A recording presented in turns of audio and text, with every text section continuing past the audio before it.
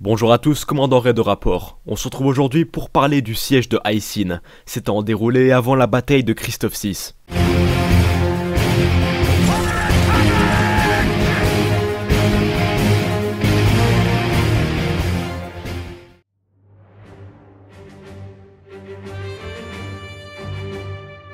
Une planète assiégée, les séparatistes poursuivent leur marche à travers la galaxie, alimentant les flammes de la guerre. Déterminés à empêcher un autre système de tomber dans leurs mains, le Conseil envoie 3 de ses Jedi les plus fiables et leurs bataillons pour arrêter l'ennemi sur ses traces. On approche! Gardez cet tas de ferrets en arrière, donnez-leur tout ce que vous avez. Volontiers, Capitaine Rex. Continuez à tirer, les renforts sont sur le chemin. Quoi?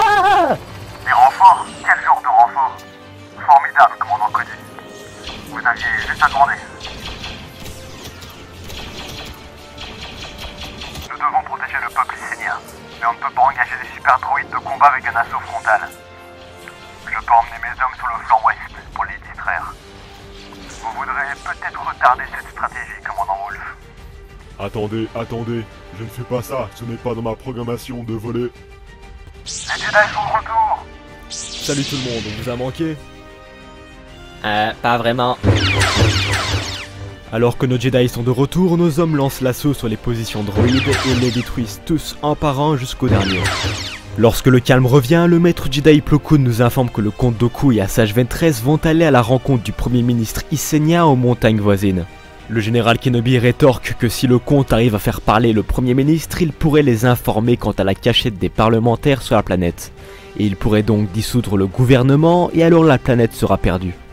Il ordonne donc aux bataillons de la 104e, du 501e et de la 212e de protéger cette position pour garder en sécurité le peuple pris entre deux feux. Vous pouvez compter sur nous, monsieur. Un autre jour dans les tranchées, hein, les gars. Il y aura sûrement une autre vague de tas de ferraille sur leur chemin. Alors j'espère que nous ne serons pas dans les tranchées trop longtemps, ce qui pourrait dépendre du fait que le général Skywalker s'en tiendra au plan. Il revient toujours pour ses hommes. Suite à la réponse de Rex, nous revenons quelques temps en arrière sur la planète Banglar. Le général et ses hommes sont en mission d'investigation sur les traces des séparatistes. Ils sont épuisés sous la chaleur du soleil tapant. Rien à signaler jusqu'à ce que Hardcase trouve une sorte de gelée dégoûtante et visqueuse.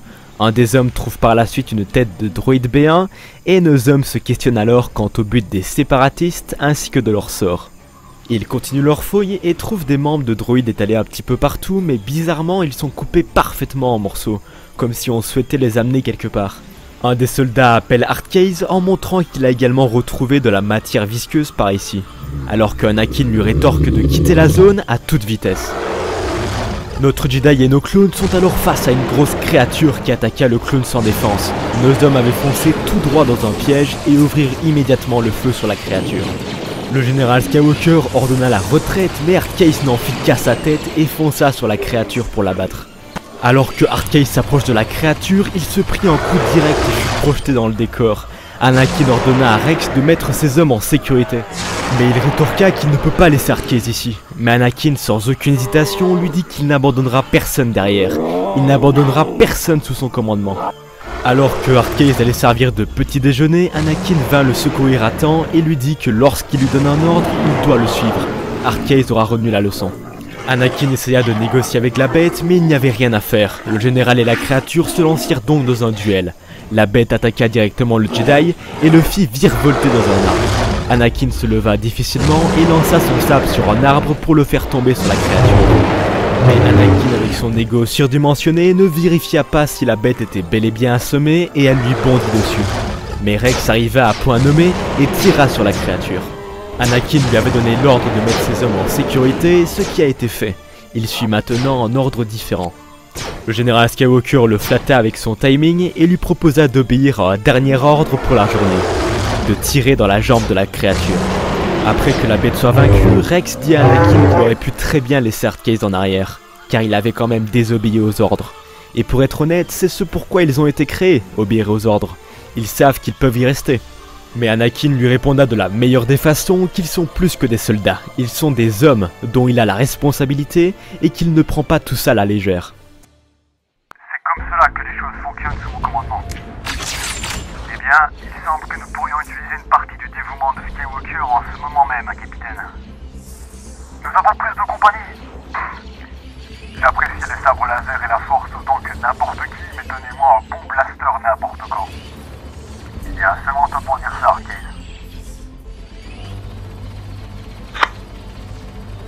En plein milieu de la bataille, Boost reçoit une communication. Rex intervient pour lui demander ce qu'il se passe. Boost lui dit qu'il reçoit la communication du général Plo Koon, mais qu'il n'arrive pas à la recevoir clairement.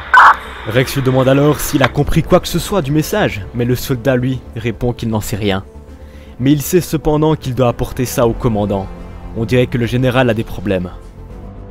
Et voilà mesdames et messieurs, nous avons terminé le tome 1 de Star Wars The Clone Wars Battle Tales, sorti le 20 mai 2020 aux États-Unis. Ce comics riche en informations sur Rex fait bien évidemment partie de l'univers canon dit officiel. Si la vidéo vous a plu, n'hésitez pas à me le dire en commentaire, histoire que je fasse le tome 2 dès qu'il sortira. Bien évidemment, n'oubliez pas le pouce bleu si la vidéo vous a plu, c'est vraiment le meilleur soutien que vous pouvez nous faire. En tout cas, ce fut un réel plaisir comme d'habitude mesdames et messieurs, c'était le commandant Red, terminé.